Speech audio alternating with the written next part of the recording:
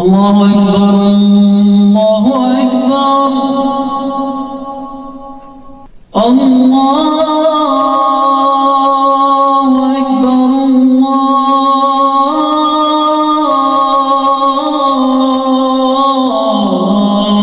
আল্লাহু আকবার।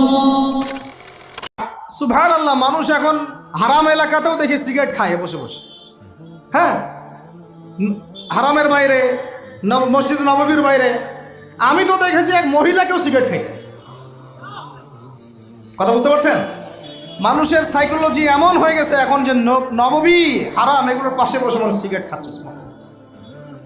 আপনারা যারা এই সফরে গিয়েছেন বা যাবেন ভবিষ্যতে, এই ফোন আর এই জিনিসগুলো আপনারা কখনো, খবরদার এগুলো কখনো করতে যাবেন না।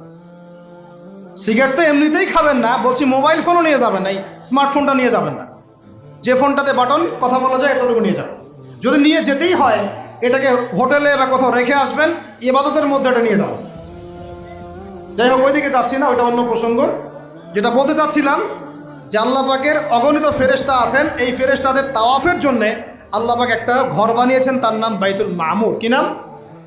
তাই বাইতুল মামুরে যে ফেরেশতা একবার তাওয়াফ করে, কয়বার ভাই? সে আর কিয়ামত পর্যন্ত তাওয়াফের সুযোগ পাবে না। বলেন সুবহানাল্লাহি ওয়া বিহামদিহি সুবহানাল্লাহিল আযীম। তাহলে আপনি কি বুঝতে পারলেন আল্লাহর ফেরেশতার সংখ্যা কত? যে একবার তাওয়াফ করেছে সে কিয়ামত পর্যন্ত আর সুযোগ পাবে না। চিন্তা করা যায়। এখন ইমানের পিলার কয়টা বললাম ভাই? এক নাম্বার কিসে বিশ্বাস? আল্লাহ বিশ্বাস করি তো নাকি? তা আল্লাহ বিশ্বাস করলে যুবকরা এখন আত্মহত্যা করে কেন? বলেন, আল্লাহ বিশ্বাস যদি করেন তাহলে রেজাল্ট খারাপ হলে আত্মহত্যা করেন কেন? আল্লাহ আপনার তাকদির লিখেন নাই? আল্লাহ বিশ্বাস করলে আপনি চাকরি পাচ্ছেন না, হতাশ কেন? আল্লাহ যদি বিশ্বাস করবেনই তাহলে আপনি মেয়ের পিছনে জীবন নষ্ট করছেন কেন? আল্লাহতে যদি বিশ্বাস থাকেই তাহলে নামাজ নাই কেন? আল্লাহ যদি বিশ্বাস করেনি আলহামদুলিল্লাহ, তাহলে যাকাত দেন না কেন? তাহলে দিনের জন্য কোনো ফিকির নাই কেন? দিনে এলেম অর্জন কেন করেন না? কেন কোরআন তেলাওয়াত করা শেখেন না? কথাগুলো কি কষ্ট পাচ্ছেন? একটু পান। আমি দোয়া করি একটু যেন আপনি কষ্ট পান, এবং এই কষ্টটা যেন আপনাকে আল্লাহর দিকে নিয়ে আসে। এই কষ্টটাই যেন আপনাকে আল্লাহর দিকে নিয়ে আসে। আল্লাহ তৌফিক দান করেন, আমিন। সবসময় নরম নরম ওয়াজে কাজ হয় না, সবসময় নরম নরম কথা বলে কাজ হয় না। আমাদের কাছে আবু বকর রাদিয়াল্লাহু আনহুর সুন্নতও আছে, ওমর ইবনে খাত্তাবের সুন্নতও আছে। আল্লাহ পাক আমাদেরকে তৌফিক দান করেন, আমিন। তাহলে ভাই আল্লাহ বিশ্বাস করবো তো ইনশাআল্লাহ? তাহলে এক কথায় আল্লাহর কোনো হুকুম ছাড়া যাবে না। রাজি? আল্লাহ পাকের কোনো হুকুম আহকাম ছাড়বো না ইনশাআল্লাহ। রাজি আছেন? আল্লাহ তুমি কবুল করো, আমিন। দুই, আল্লাহ পাকের ফেরেশতা মণ্ডলীতে বিশ্বাস করি তো ইনশাআল্লাহ? ফেরেশতায় বিশ্বাস করলে গোপন পাপ কিভাবে করতে পারি? ফেরেশতায় বিশ্বাস করলে বাথরুমে পাপ করেন কিভাবে? ফোনের মধ্যে পাপ করেন কিভাবে? গোপনে মেয়ের সাথে পাপ করেন কিভাবে? গোপনে গোপনে পরকীয়া করেন কিভাবে? যদি আল্লাহকে আমরা, আল্লাহ ফেরেশতার বিশ্বাস থাকেই, তাহলে আমাদের এই ফেরেশতারা লিখছে না সব কিছু? লিখছে না? আল্লাহ পাক আমাদেরকে বিশ্বাস করার মতো করার তৌফিক দান করেন। হাদিসে জিবরিল সহিহ মুসলিমে আছে এবং মিশকাতে আছে। হাদিসে জিবরিলের মধ্যে নবী সাল্লাল্লাহু আলাইহি ওয়াসাল্লাম বলেছেন, আন তা'বুদাল্লাহা কাআন্নাকা তারাহ ফাইন লাম তাকুন তারাহু ফাইন্নাহু ইয়ারাক। শোনো মুসলমানরা, তুমি এমনভাবে আল্লাহর ইবাদত করো যেন তুমি আল্লাহকে দেখছো, আর যদি তুমি আল্লাহকে দেখতে না পারো তাহলে জেনে রাখবা আল্লাহ তোমাকে দেখছেন। এই বিশ্বাসটার নাম হলো ইহসান। কি নাম?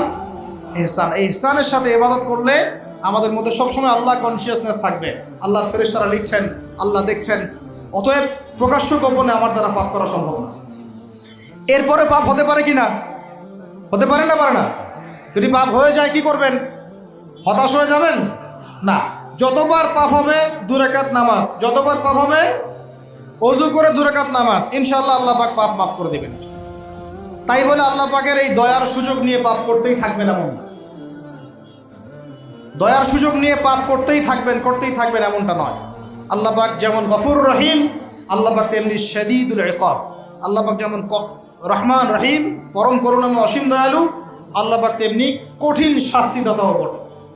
ঠিক আছে? 2 নম্বর পিলার মালাইকায় বিশ্বাস। 3 নম্বর ওয়া কুতুবিহি, আল্লাহ পাকের সমস্ত আসমানি কিতাবে বিশ্বাস করব। রাজি আছি তো ইনশাআল্লাহ? তাহলে কোরআন পড়া শিখবো তো ইনশাআল্লাহ? তেলাওয়াত, আরবি ভাষা, আরবি ব্যাকরণ, তাফসীর এতটুকু শিখতে হবে। আল্লাহ পাক তৌফিক দান করেন। ওয়া রুসুলিহি, আল্লাহ পাকের সমস্ত রাসূলে বিশ্বাস করব তো ইনশাআল্লাহ? আমরা কি শুধু নবী মুহাম্মদকে বিশ্বাস করি সাল্লাল্লাহু আলাইহি ওয়াসাল্লাম, না সমস্ত রাসূলকে বিশ্বাস করি? বলেন, কনসেপ্ট ক্লিয়ার করেন।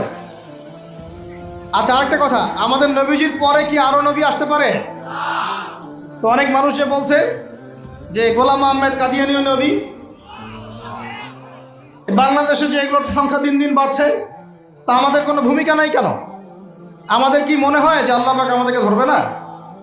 শোনেন, যাদের প্রত্যক্ষ মদতে আর পৃষ্ঠপোষকতায় বাংলার মাটিতে এগুলো ছড়াচ্ছে, আল্লাহ পাকে এক একজন জালেমের কঠিন হিসাব দেবেন। আর আমরা তো অজ্ঞ হলাম কিভাবে? ঈসাই মুসলিম আবার কি? মুসলমানদের মধ্যে কোনো ঈসাই মুসলিম বলে কোনো শব্দ নাই। আমাদের কালিমা স্পষ্ট, লা ইলাহা ইল্লাল্লাহ, আল্লাহ ছাড়া কোনো মাবুদ নাই, মুহাম্মাদুর রাসূলুল্লাহ, মুহাম্মদ সাল্লাল্লাহু আলাইহি ওয়াসাল্লাম আল্লাহ পাকের সর্বশেষ নবী। তারপর লা নবিয়্যা বা'দা, তারপরে কোনো নবী আসবে না। হ্যাঁ, ঈসা ইবনে মারইয়াম আসবেন। তিনি আসবেন কখন?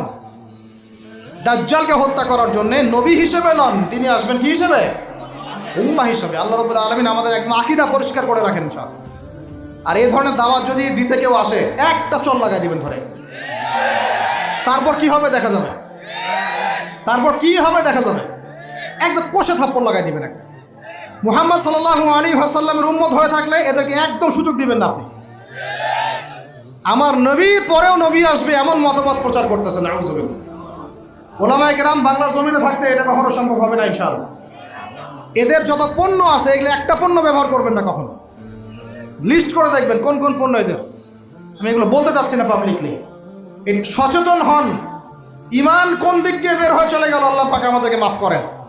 নবীজি এই যুগের কথাই বলছিলেন সম্ভবত, যে ইউসবিহুর রাজুলু মুমিনান ওয়া ইউমসি কাফিরান, একজন ব্যক্তি সকাল করবে মুমিন অবস্থায়, সন্ধ্যা হবে কাফের অবস্থায়। আস্তাগফিরুল্লাহ।